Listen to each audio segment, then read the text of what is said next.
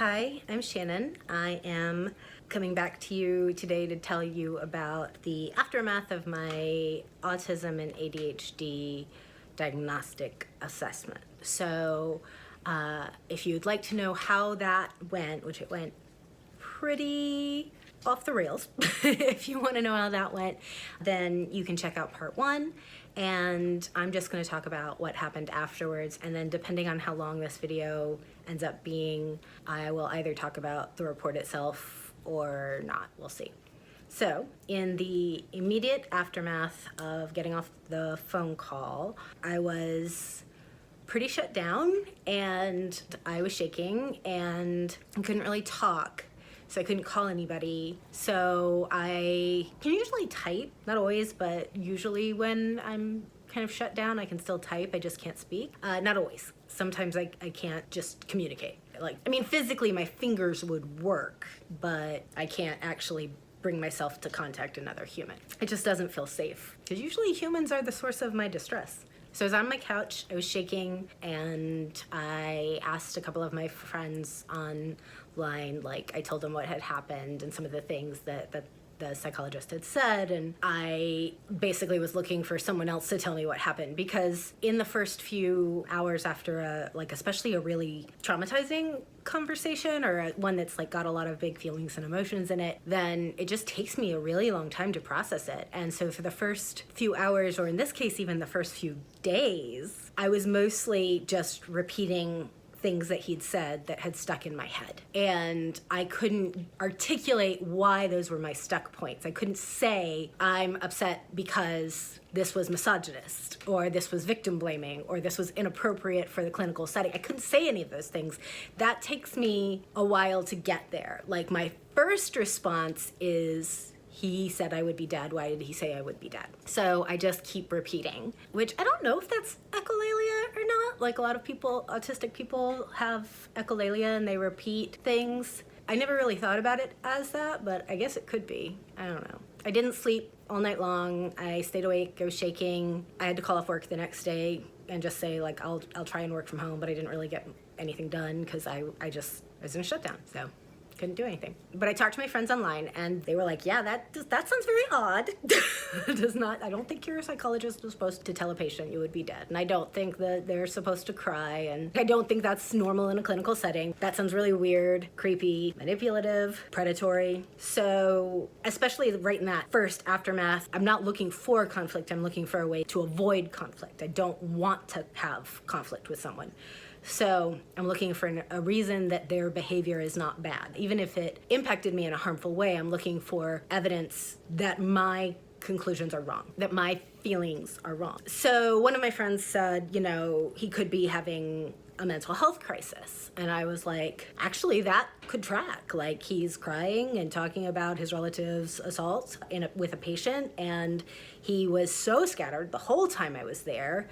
So maybe he's just not okay. Maybe that's what's happening. Maybe he's having a mental health crisis. We're still in a pandemic after 2 years, so totally possible. I've already done my standing in the way of his trauma, and it created trauma for me, so I am not going to be the one who checks on him. It's not my job, and it's not appropriate given the diagnostic relationship. So I email my therapist and I just say, please check on him in case he's having a mental health crisis, and I list some of the things that disturbed me.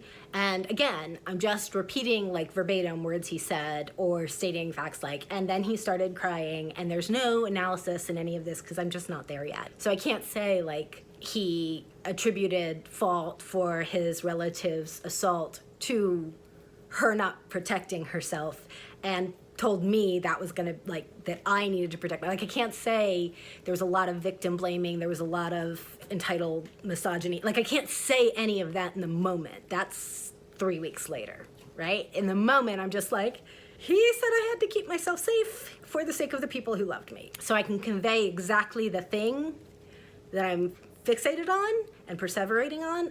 I can't convey why I'm fixated or perseverating on it for some time. So this can lead to a lot of communication difficulties because people will say really not okay things to me, and then I will not be able to explain to others why I'm fixated on like one thing that they said, right? So like I will then go to my friends or something else and I'll just be like, they said this, they said this, they said this. Then I'll be continually trying to process and look for things that explain what they said. So I'll just gaslight myself to the other person right there. And then they won't know like what's going on, and then I'll read their not believing me and gaslight myself even further. So yeah, the whole kind of cycle really sucks. So the next day I had a debrief with my therapist. She was the first human I'd actually spoken to since the assessment, and again, I'm still not to a place where I can say why I'm freaking out. I can just kind of repeat what happened and describe it. So he was not having a mental health crisis. He was treating me like a colleague and was overwhelmed by his emotions. That's kind of what he had, I assume, told her. So she was really very clearly confused as to what was happening. And the ball was in my court for how we would proceed. But I was already overwhelmed, and it's really, really hard for me to change course when I'm already overwhelmed. So like if it's possible for me to just finish, then that's what I'm going to do, because it's just, I didn't want to do this again. And the idea of trying to take action or have some sort of like, you did me wrong conversation, like those are just not things I'm going to be successful at. It's really easy for people to tell me I'm misunderstood. And it's really easy for people to tell me that I'm the bad guy. And generally, they're going to succeed in convincing me of that if I enter a room with them or a Zoom conversation. So when something really bothers me, I can't talk it out because, yeah. So anyway, I also have this persistent doubt that maybe I'm overreacting, and maybe it is normal for psychologists to cry, and maybe I'm just being a jerk because he had transference and I'm making it all about me in my diagnostic session that I paid him to conduct. So the assessment part was over. All that was left was for him to talk to my sister for a relative perspective, and then write up his report, send it to me, and then there's a debrief session and then edits. So I just want it done. I don't want to have those assessments again.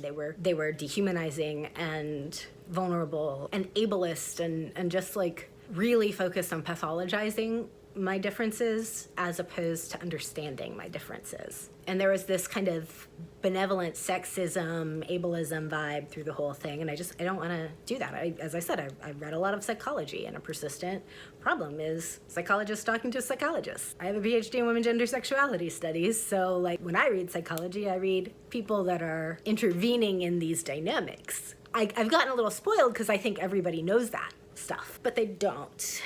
So she was going on vacation in a couple of weeks. He had said it should be able to be done in a couple of weeks. So she communicated with him that I wanted her to be there for the debrief because I didn't want to be by myself with him. And the hope was that he would wrap up before she left and we could schedule the debrief and then it would just be done. So I took off work the week that I was expecting we would have done the report, and then I would have the next week off. So I would have a week to just process it and think about it and engage or do anything. So in the meantime, I continue processing, and he said he'd listen to autistic people. So I thought, okay, maybe I should reach out to him directly and find out kind of what he has to say and just tell him that was a very confusing and frightening situation for me. And here are some suggestions, since he is supposed to be an autism expert. Here are some suggestions that are just like common things autistic adults will tell you should do in a diagnostic process, or that make things easier for us. They're on the internet. They're not common. They've been in every book I've read. So I sent him some suggestions for improving his process. And part of this was, again, that kind of overly simplistic thinking in the beginning, like, okay, well, if he doesn't know, now he'll know. I'm also like waiting for his response because I want to see what he says to me when I say this frightened me. Like, this was not okay, this did harm. Because if he centers, and again, like, I can say this now, right? Like, in the moment, I just kind of am doing stuff. Usually what I'm doing has a purpose. I just don't know what it is. And I would say the purpose here was I wanted to see how he would react and whether he would center my experience in his apology or whether he would center his own. And his reply did center his own experience still. He apologized for upsetting me and acknowledged that he had confused and frightened me. But most of the email was about him and about explaining his intentions and actions and telling me that he thought his explanations would comfort me. So he explained that assessing high-functioning women for ASD does not allow for the, and this is a quote, regularity and safety of the recognized protocols in the assessment of ASD in adults. So he couldn't give me any of the normal tests because I'm gifted, maybe. Well, also I'd taken like 8 psychological assessments before I even saw him. I don't think there's a lot of stuff that's been written and published on ethics of care or power dynamics in relationships and ableism and feminist disability studies. Like, did not start yesterday. Like, there's stuff that's out there, so he doesn't need to reinvent the wheel by just kind of barging in and doing it because he's excited. Which, by the way, is something I would totally do. And I can call myself out on it too. Like, I would totally do that. However, if someone told me, hey, you barged in there and you did this and you did harm, I would just be like, I'm so sorry. I barged in there without thinking and did harm. I wouldn't say that my noble purpose did not allow for the safety and regularity of normal protocols. And then he explained that he hadn't anticipated the transference and would learn from it.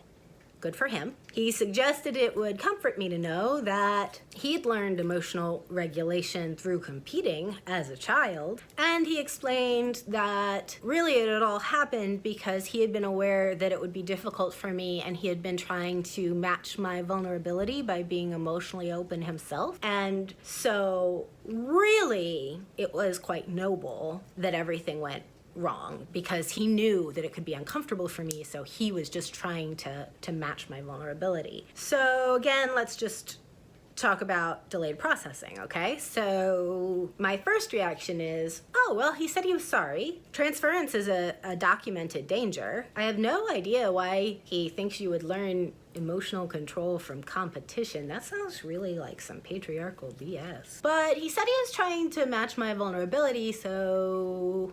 And I replied that, of course I understood. Transference happens, and I wasn't frightened anymore. But I still want someone with me for the feedback session because my nervous system and my brain don't talk to each other very well. My second reaction, wait, 3/4 of that apology were all about explaining his reasons and his intentions and justifying his actions. That's not a real apology. And then my third reaction, oh my God, this is himpathy. Kate Manne, she's this philosopher at Cornell, and she talks about this phenomenon under misogyny where himpathy is the excessive or inappropriate sympathy extended to a male agent or wrongdoer over his female victim. He made my assessment all about him. He made his relative's assault all about him. Now he's made his apology all about him. And then he keeps telling me how to react to things. He said, I know you'll understand, when he was late. He didn't ask me, he didn't apologize or say, I hope you understand. He said, I know you'll understand. He said, you would be dead by now. He said, you need to understand you're so vulnerable to predators. You have to keep yourself safe for the sake of the people that love you. You should write a book. Your book should be on my side of this debate in my field. You should publish your book with this specific press with people that I know. You just come up with the answer and then work back from there. Don't withdraw from society after you get this diagnosis. A lot of people that I work with do that, and I want you to just keep pushing yourself. Don't withdraw from society. I feel like it might give you some comfort to know that I am generally a feeling and emoting human who learned early on in life through competing to keep my emotions in check and not show others. Fourth reaction. This is just like all the creepy power dynamics and misogyny and ableism embedded in old school psychology, coupled with a white dude who's used to working with children who can't call him out. So getting from first reaction to fourth reaction takes me several weeks, and in the meantime, I'm really focused on, I just want my piece of paper. I want to be able to ask people to be direct with me and to give me the benefit of the doubt on body language cues that I don't know I'm giving. They can't mean what they would mean to a neurotypical person because of the processing delays. I don't actually process what's happening in the moment. And then the sensory accommodations. Like, those are the three things that I'm looking for. In the meantime, he doesn't reach out to schedule the feedback session until too late for my therapist to be able to do it before she leaves on vacation for 3 weeks. So I just said, I'll wait until she gets back. So that'll be end of July. Go ahead and send me the report so I have time to process it. And he tells me he'll send it on Tuesday while I'm on vacation. Long story short, I do not get it until the next week when I'm back at work. And in the meantime, I'm worrying about like who else he might be diagnosing. Does he tell parents of autistic kids that their kids can't be offended? That's what he said about me, to me. So is he saying that to parents of autistic children, and then the parents talk about their kid in front of their kid and not think the kid will absorb any of it or notice?